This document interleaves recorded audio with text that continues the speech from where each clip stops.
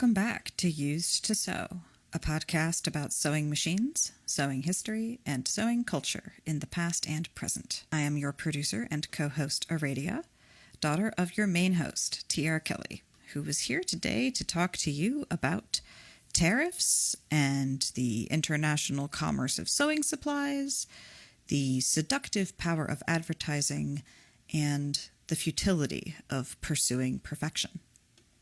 The rate of political and economic change we are currently experiencing in the United States is going to affect even our little hobby corner, depending on where we get our supplies from. Where we spend our money is as powerful as our votes, if not more so, and that is something worth keeping in mind when an oh-so-perfect product is innocuously placed in your path. And speaking of perfection, stop chasing it. Just stop. There's nothing perfect. No perfect project or take or budget or diet or relationship or purchase or job or whatever else. Or rather, there is possibly a perfect instance for you at a given moment in time, but there is no universal and eternal perfection you can reach. So there's no point in beating yourself up for failing to reach it. We are all responsible for doing our best at this moment in time. Learn from your experiences, move towards your values, and be kind to yourself. As you can see, we start out pretty grounded and then somehow end up in space. Sometimes you just have to sit back and get grounded in the larger point of the project. And in this moment of rapid change, we wanted to reorient ourselves a little bit with respect to current events. This whole podcast is a call to action through a specific hobby and skill framing because we believe that there are tangible solutions in our collective hands and the time to engage is now. We hope you enjoy our conversation as much as we enjoyed recording it. This week here on Used to Sew. Wow. I mean, by the time you all hear this, things may have changed. For our listeners overseas, the United States is a huge shit show right now. On fire.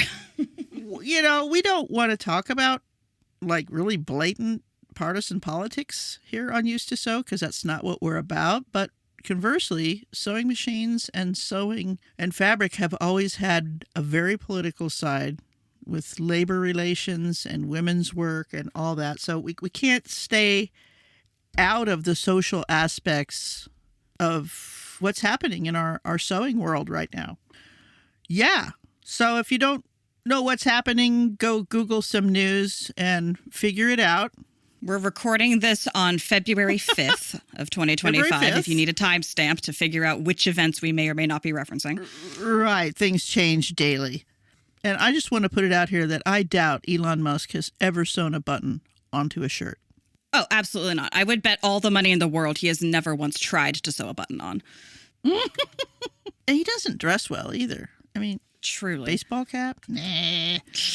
What does any of this mean for sewing machines, fabric, sewing culture? What's going on right now that's going to affect us? And I know there's plenty of media and podcasts out there that are related to sewing that are just going to tell you how to do foundation piecing and oil your featherweight and which long arm you should buy and all that. And those are great. But our podcast is really about sewing machines' place in history, mostly American history, a little bit of world history. You know, how we're going to get on with that there. So here we are. We're sitting in our sewing rooms.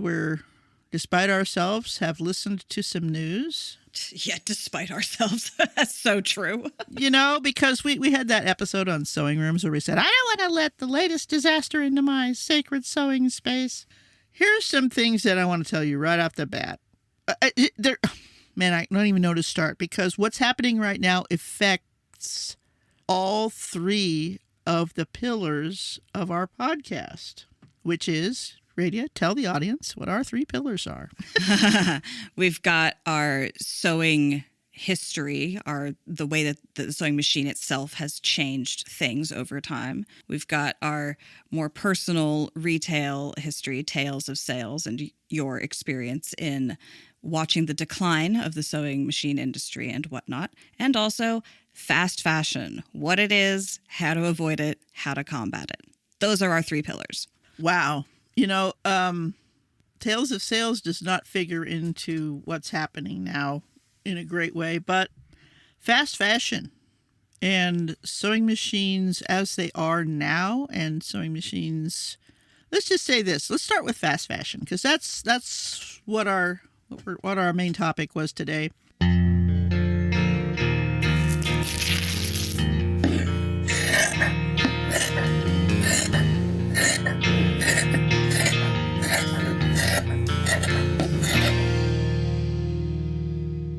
The fact that the United States has imposed severe tariffs on China is basically going to mean the end of cheap Shein and Temu and Alibaba clothes, because they're going to get a lot more expensive.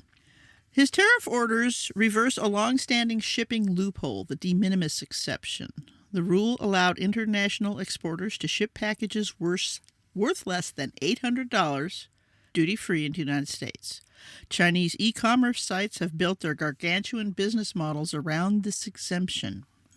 The relaxed restrictions and tax exemptions on cheap products has allowed more than 1 billion packages to pour in at low-cost price for consumers looking for deals on clothing and household goods. But the Trump administration is getting rid of the provisions that made these goods so cheap and easy to access. Currently, U.S. Customs and Border has the authority to open and inspect any international package, though in practice it doesn't open every single item. Basically, now I've been reading off the CNN business page here. The trade war with China is going to make all that fast fashion a lot more expensive, which I think is great myself. Yeah, I'm like, this is the first thing I've heard about these tariffs that makes me happy. This is the first thing where I'm like, well, that at least is a good knock-on effect. Jesus. Well, yeah, the fallback on that, okay, where does most fabric come from now too? Okay, this is going to have trickle-down effects, and it's not just China. It seems like the current administration is trying to build this huge trade wall to make foreign goods too expensive, or much more expensive. In theory, this is to jumpstart American business, but let me tell you, these textile factories in the South have been shuttered for decades. They've been scrapped. We can't just go flip a switch and start making fabric again, or sewing machines. Where are they built now? Mostly China. So many notions. And he's talking about tariffs for Europe as well. Most needles are made in Europe that I know of. I think a lot of Asian sources too, but really fine needles, Schmetz needles, are made in Germany. Trump doesn't like Germany. Whatever Trump doesn't like is getting tariffed, in a broad sense. But what I'm saying is, look at what your current, okay, forget fast fashion, but are you low on needles? Mm-hmm. Okay. So it's going to impact, trade wars are going to impact all of our tools because they're all imported now. Fabric, everything. I think even patterns are printed in Mexico now. If you can find printed patterns, they're all downloadable. And a related sad issue here is I just got the news through one of my quilting groups that 2 Western Oregon independent quilt shops are closing. Piece by Piece in Eugene and the one in Roseburg that I cannot remember the name right now. These are 2 independent quilt stores that are going out of business. In addition to Joann Fabrics going out of business. Right, which we talked about in the last episode. Yeah. So, wow, things in sewing and fabric world, these things are having repercussions in our world too, which is, wow, okay, fast fashion, the heck with that. I want to start upcycling, remaking. These are new buzzwords now. This is getting cool. You can follow all kinds of influencers and people who are upcycling. Make thrift sexy again. There is some some bright sides. There is a bright lining to this dark coat. Maybe this will encourage people to look around and use what they already have to create new things. Yesterday, I bought a set of twin sheets at my local thrift store down here in Yuma for $1. And they were the most god-awful. I mean, I love pink, but this was the brightest Pepto-Bismol, Oh boy. pussy hat, Barbie pink. I mean, it was pink.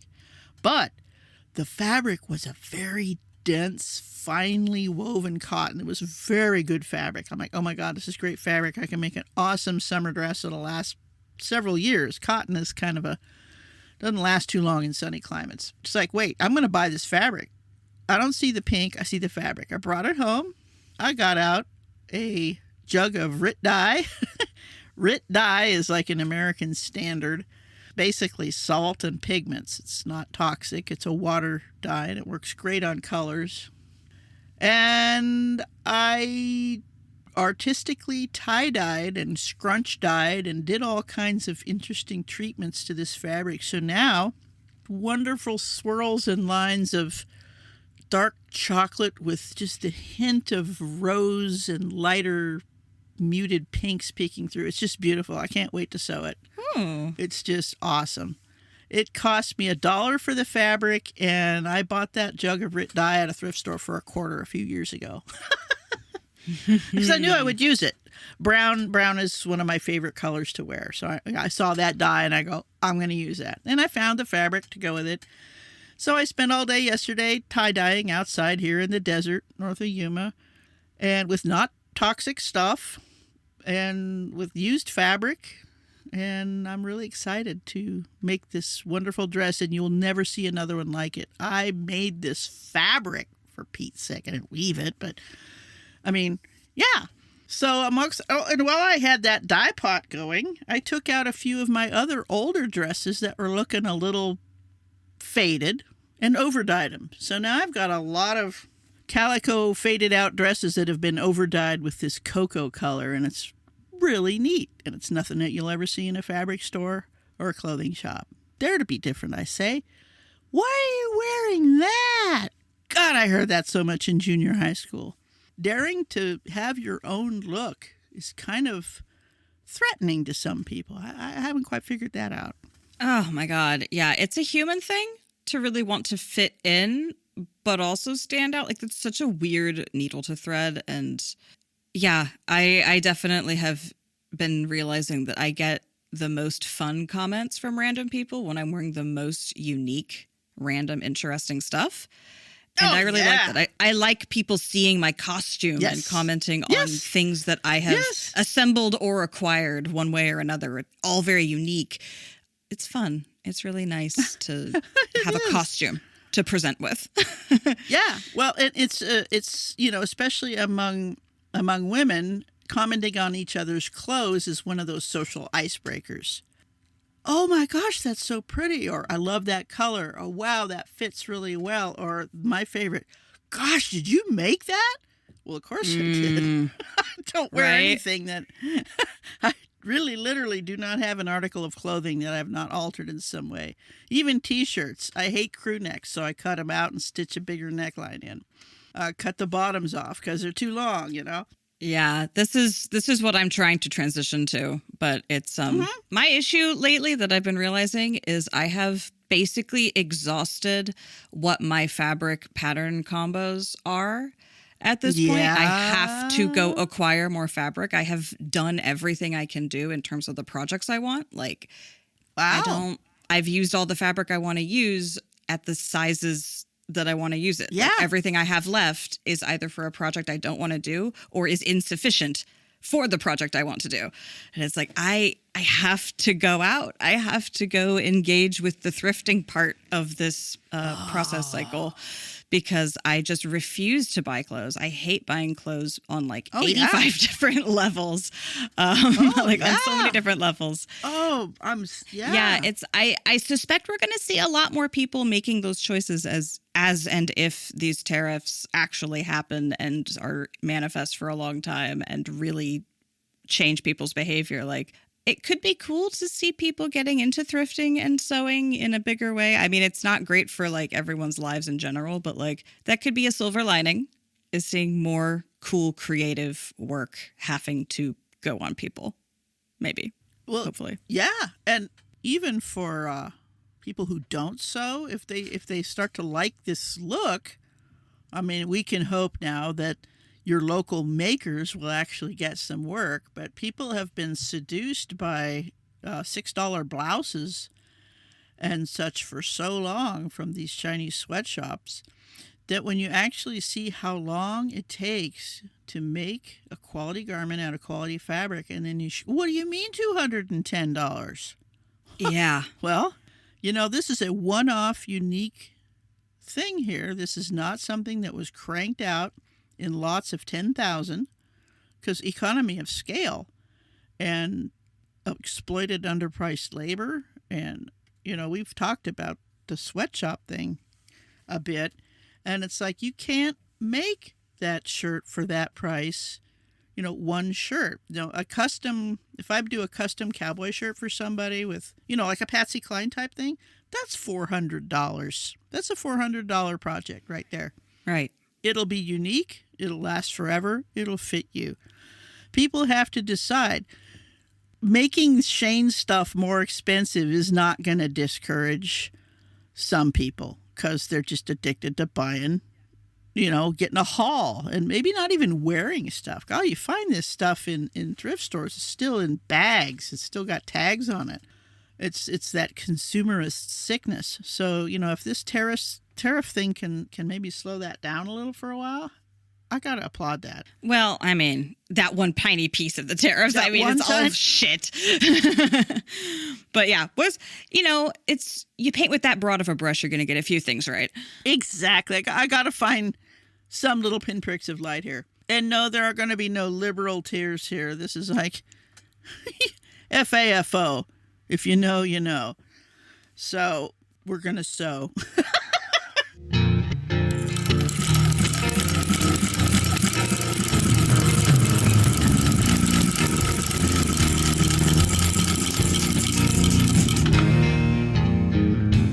So talk to me more about fabric. Where is fabric getting made mostly now? If we're not making it here, it's not being made in China mostly, right? No. Yeah, fabric's being made in other countries. India, Pakistan, those are two really big producers of fabric because they're cotton. They grow cotton there. And they have cheap labor. I've even seen a few, when I go into a fabric store and I read the bolt ends just to see where stuff's being made. Mm-hmm. Lots of places like Madagascar, Malaysia, but India, Pakistan, Vietnam, that's what I'm seeing now. Cotton producing places that are making that stuff. And also with your synthetics, places that have very little regulation on dangerous chemicals and things. So Southeast Asia in general is where most fabric that you'll find in a fabric store comes from.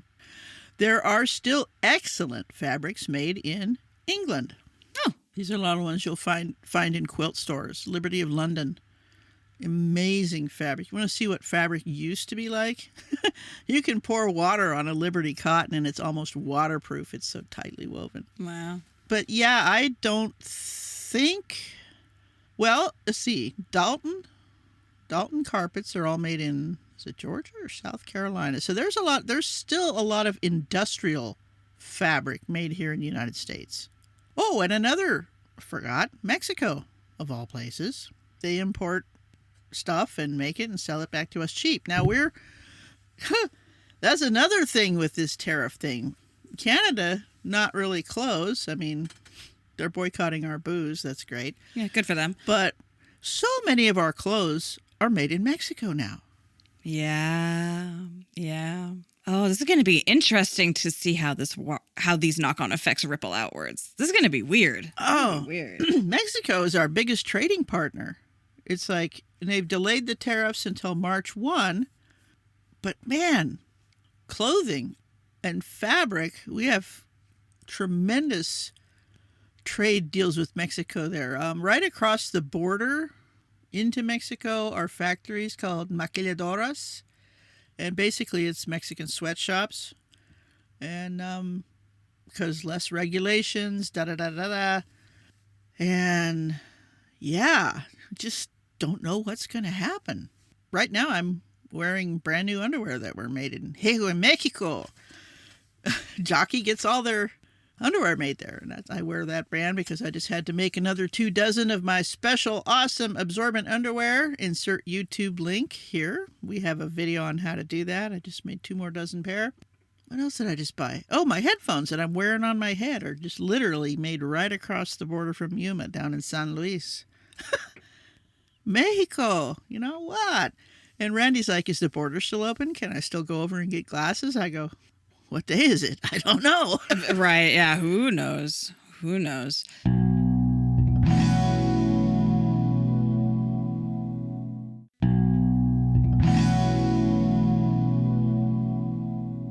So I have another question. I don't know how well you can answer this, but like economically speaking, obviously we're moving a lot of money and resources between countries now with fast fashion. Oh, yeah. But is that because of the way that the quantity has gone up, but the quality has gone down and the price has gone down? Like, how different is that from like before the outsourcing of fast fashion, do you think? Like, is the clothing market worth more, or is there just more shit for the same amount of money now? Like, does that question make sense at all? I'm just kind of thinking about like the economic weight of the clothing industry, like when it was all in the US like 100 years ago versus now when it's entirely not in the US, basically. You know? Pretty complex. That's a good question. That could be several episodes. But I really think what has driven the extreme explosion of fast fashion is the internet. Because it has changed. We talked about the fashion cycle before. It used to be spring and summer clothes and fall and winter clothes, right? And so it used to just be warm weather clothes, cold weather clothes, and it was 4 seasons. Now the fashion cycle is 2 weeks. This is a fad now. Okay, we're going to sew 10,000 of these striped shirts in the cheapest acrylic, polyester, spandex, polyamide junk. Get them out to the stores. They're going to sell like hotcakes for a week. Then they're going to go on the clearance rack, and we start again. And then the ones that aren't on the clearance rack get shipped off to Ghana. We know what happens there. They get made into textile icebergs. Textbergs. So the internet allows people that instant satisfaction, that dopamine hit of I'm getting a new thing. The way things are marketed, you can see. I mean, scroll any social media, you'll be inundated with ads for cute clothes. It's true. It's true. All of them. And they're cute. And that American desire for new, more, different. It's consumerism. It's not fast fashion that's the problem. It's consumerism that's the problem. If there wasn't consumerism, there wouldn't be fast fashion. Right. Fast fashion is an effect, not a cause.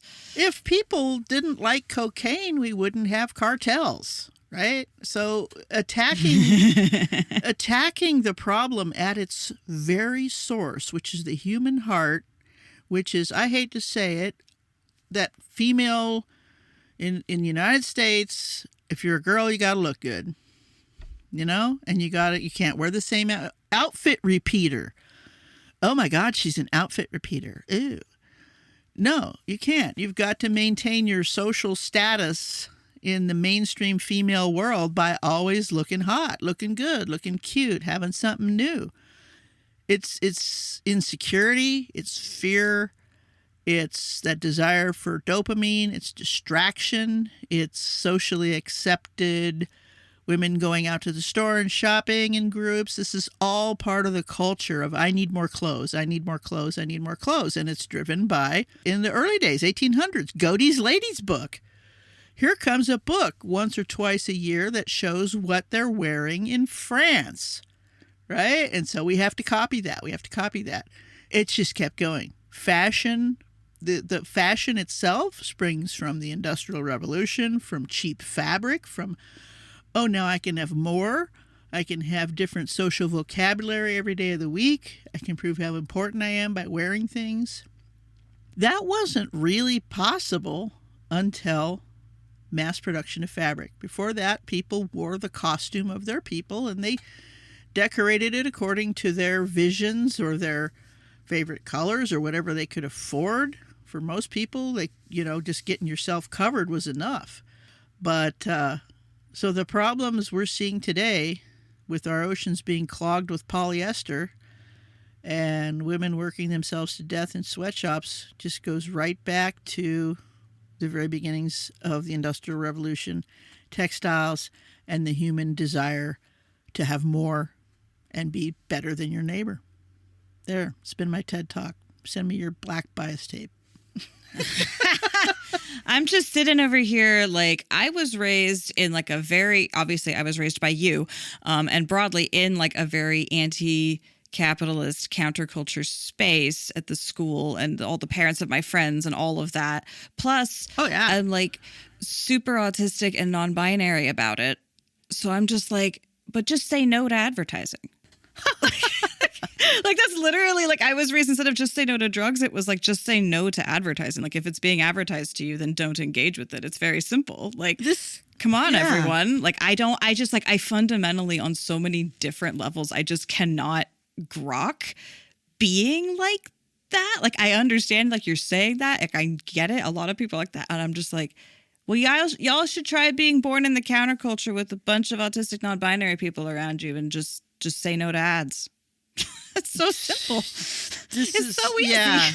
This is one of the things where being neurodiverse and out of the mainstream is literally divergent. Like literally we are divergent from the mainstream, and that creates some real confusion sometimes when I look at why is the world on fire? It's because people are doing things that I find deeply illogical. What? And that's it. It's illogical because most humans, as we know, do not operate from logic. They operate from emotion. And there is basically advertisements know how to poke and prod at that to make you, to play with people's emotions. When I was a little kid and Star Trek, the original Star Trek, first came on, Spock was my guy. He saw everything naturally for a completely logical. All of a sudden, I'm going around the house saying stuff like indubitably and fascinating. I wanted to draw eyebrows on. It's like, oh, finally, there's a character that makes sense, Mm-hmm. Mom, can I make pointy ears out of my Play-Doh, But yeah, we have to understand, even though we don't feel these feelings, we have to look at the majority of humanity and see what drives them. And we can't tell them to just say no to advertising. These people are driven by drives and feelings. And, if we were all just computers, emotions give us all the beautiful smeary colors of life, right? And Spock, even as he went on, then look at Data, who's, he's always wanting to be human. He has a cat and he's trying to paint and play music, but he's... Right. He seeks out humanity repeatedly and then runs away from it because it's too intense, and then comes back for more. And it's totally his arc. The classic Dionysus and Apollo logic and feeling, it's a human thing that we have to deal with it. And there is no one or the other. Now, this is pretty deep for a sewing machine podcast, but when you understand the impulses of where human desires, like why do people need 56 featherweights? Can you sew on them all at the same time? Do you have quilt classes at your house?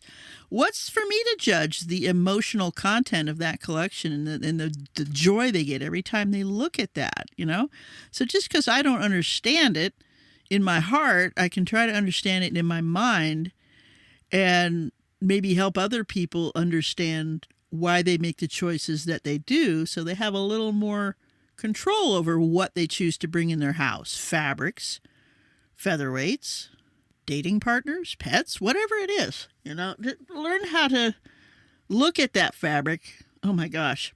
I fell for it. I'm going to tell you guys, I failed. I failed this week. I bought new fabric. I clicked on a link and I bought a quilt kit. Oh, shit. Can we get a boo hiss from the assemblage out there? I bought new folded, Wow. starched fabric in a plastic bag. I sent away for it with my credit card. I clicked on a link on social media. Can you slap me now? Wow. Way to betray the podcast ideals. No, I'm trying to show you guys that this is not easy, and we're with you on this. I mean, you've got hobbies, you've got desires, you've got emotions, you've got a craving for art and beauty, and sometimes the advertisers know where that switch is and they flick it, and you go, soft fabric, warm fabric, buy it by the yard. Pretty fabric, happy fabric, here's my credit card. And that's what it is. I listened to a podcast. Well, I listen to a lot of podcasts, but I listened to a particular podcast called Behind the Bastards that I tell everyone about because I'm freaking in love with it. I'm obsessed with that show. But one of the things that the host says repeatedly, because for anyone who doesn't know, it's a podcast that talks about all the bad people in history who have done bad things. And it's kind of true crime, but without all the weird ethical complications of true crime. You know, like war crimes and stuff. And cult leaders. There's a lot of cults, a lot of different cults that get covered on that show. And the host always repeats that it's easy to make fun of people for getting sucked into cults, but you shouldn't, because everyone is susceptible to something. Absolutely. Like every single person in the world, there is a cult that you will fall for.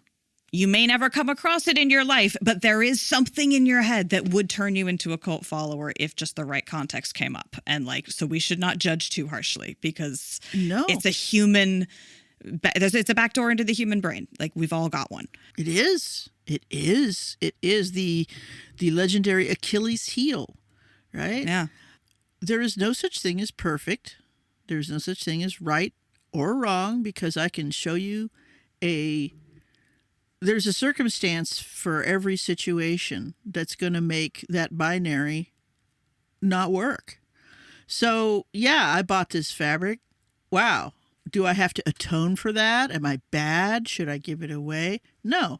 I just bought the goddamn fabric already. Okay. I failed.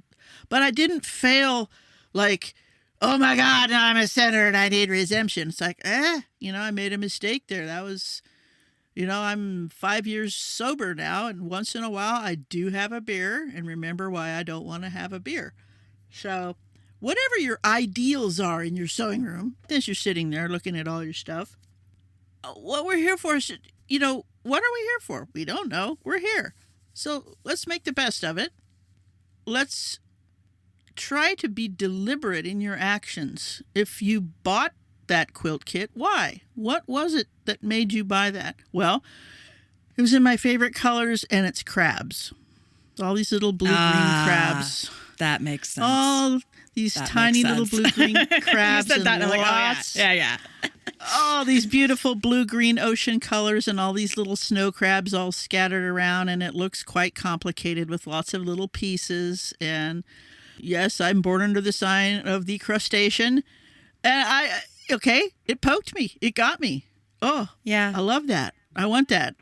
I want to hang that on my wall, Yeah. I think one of the most important axioms I've found in life, it's a household axiom here in Oregon, is everything in moderation, including moderation. Including moderation. The moderation itself needs to be moderated.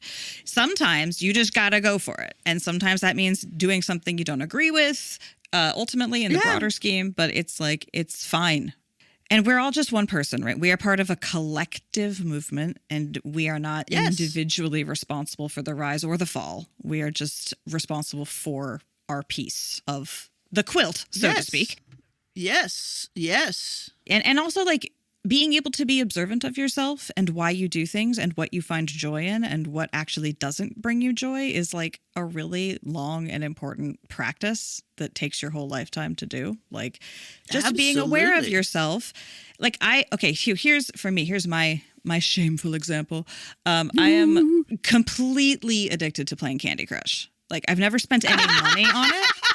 But I love sitting on the couch and listening to podcasts or audiobooks and playing Candy Crush. And Oh my God. I could be doing so many crafty, sewy things while still sitting on the couch and listening to audiobooks and podcasts, right? I am trying so hard to become aware of my experience when I'm playing that game versus when I manage to get my hands on some crafts and be like, I actually have more fun doing crafts. But it's a practice to realize instead of that, like, you know, fast fashion for the brain of playing a little like game on the phone. Like it gives me that shorter term dopamine, but I could get genuinely better dopamine from like if I could just make myself like get a cross stitch pattern, you know, like I have all the materials for cross stitch. I have all the materials for cross stitch. All I need is a funny pattern that says, you know, like fuck off and die or something. Like I just need to get a pattern. I have literally all the resources otherwise. And then that would be so much more productive than playing Candy Crush. And I have been trying to sit with that information and make myself process it for months. Yeah. For months, I've been trying to tell myself, like, you really should just go download a cross stitch pattern. It would be so easy.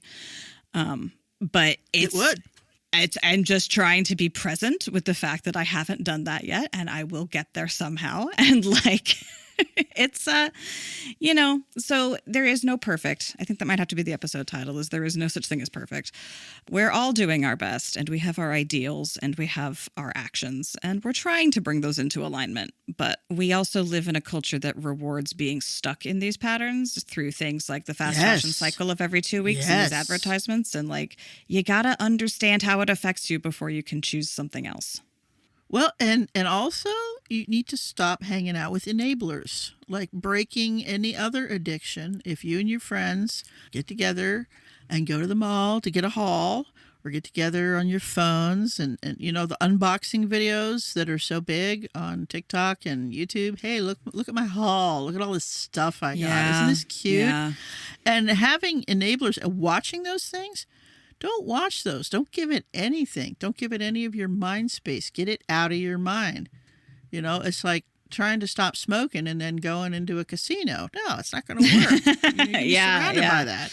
It's a whole set of habits, not just one. Yeah.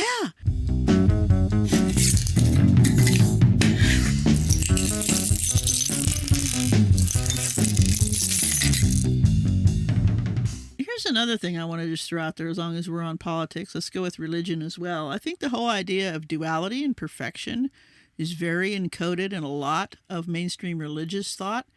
That perfection idea does not really occur in I don't want to say non-literate. I want to say cultures that are a little less wrapped up in their wordsmithing and power grabs, and it all goes back to agriculture. So get out there and shoot squirrels. Yeah, basically the very first time we cultivated grass, it was been downhill from there. Did you hear how my ADD self went off the rails so cleverly there? What? Yeah. So there's no perfection. There's a series of choices that you make today. Just today, go in your closet. Here's your call to action. And if you haven't already done it, pull out everything that doesn't fit. You don't like it. It's a crappy color. You know it's just junk clothes. Just get rid of it. Get it out of your life. If that leaves you with 2 T-shirts and a pair of Dockers or whatever, as long as they're American made. Just get the fast fashion out of your life so you won't be tempted to like find something to match that orange polka dot skirt or whatever. Just get rid of it. Get it out of there. Don't get any more. If you've got accounts at those places, close them. Just close them and shut off your phone. Just shut it off. What I've been doing lately, Ray, I've been listening to that excellent book over and over and over again because I really like the way the character talks. Oh, Project Hail Mary?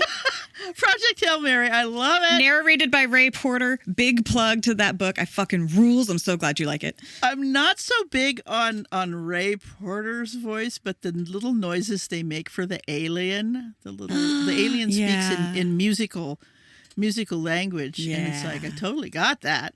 But the point being that I've been sitting there and doing a lot of hand hemming and hand sewing while I listen to that. And it's so relaxing, just over and over. I really want to learn how to crochet. I think knitting is too much brain power, but I do want to learn how to crochet because that's rules. going to be like just a little thing I can just do. And I just got to tell you this one last story, folks. I was down at the thrift store buying my pukey pink sheets, and most of the people that live here at the LTVA are not mainstream because we're all living out in the desert for the whole winter. Sure, There's a lot of homeschooling kids here. Lots of people on the spectrum, entire families. There's a whole area of families living in school buses and homeschooling their kids, and it's very cool. And one of these kids was down at the thrift store looking through the yarn, and this person didn't have a clear gender presentation, and their hair had not been combed in a very long time. But they radiated creativity and good cheer. And I said, looking for some yarn? And when they spoke, I could clearly tell they were on the spectrum, an odd way of speaking, and they want to learn to crochet, and they needed a hook. And so I went up. I knew where the hooks were, so I found them. This person was speaking, "Oh, please, very much, thank you," super polite and excited about this crochet project. It just made my whole day meeting this young person who was about 12 years old and wanted to crochet some doilies to put on their grandma's TV set for her vases. They had a very clear picture of what they wanted to do. That's awesome. The person, their name was Henry, but, who knows? But there's just so many creative, wonderful people still out in the world there. And seek them out and let them light you up. And stay threaded. And there you have it. A whole lot of pontificating on perfection, advertising, international fabric commerce, and U.S. tariffs. From specific government policy to generalized frustration with commercialism to perhaps revealing rants about our struggles with perfectionism, I hope you found something to chew on.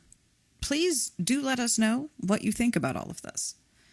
Making podcast content during this time of rapid destabilization in the U.S. feels a bit like being the band on the Titanic in my more nihilistic moments. But when I can get into a more positive frame of mind, I think of it more like making those little floaty rings that get thrown to people that are in the water. It's certainly not as good as an actual lifeboat, but it helps extend your time for finding a lifeboat. I hope that we can help you feel like there is something you can do to take care of yourself and the world around you, no matter how small, because that is an important part of staying present and resilient in the face of whatever is coming next. This isn't just repairing the missing button. It is taking agency to improve your immediate reality, and perhaps that can extend into other parts of your life. Can you sew a button on for your neighbor, literally or figuratively? Can you give yourself grace for doing it imperfectly? Oops, I ended up in space again. Can you tell I'm struggling with doom scrolling? Okay, time to wrap this up. Next week, we are back to a more hyper-specific topic: featherweights. As a reminder, we are unofficially sponsored by Stagecoach Road Vintage Sewing Machine, who do repairs and restorations. You can follow us on Facebook and Instagram, and you can support us by sharing the podcast with your friends, and also with money at patreon.com/used2sew. Thank you for listening to us here at Used to Sew. We always welcome your additions, corrections, and feedback in general. Please reach out to us via email at usedtosew@gmail.com. Used to Sew is a production of Fox and Raven Media. For more podcasts from Fox and Raven Media, visit our website at foxandravenmedia.com.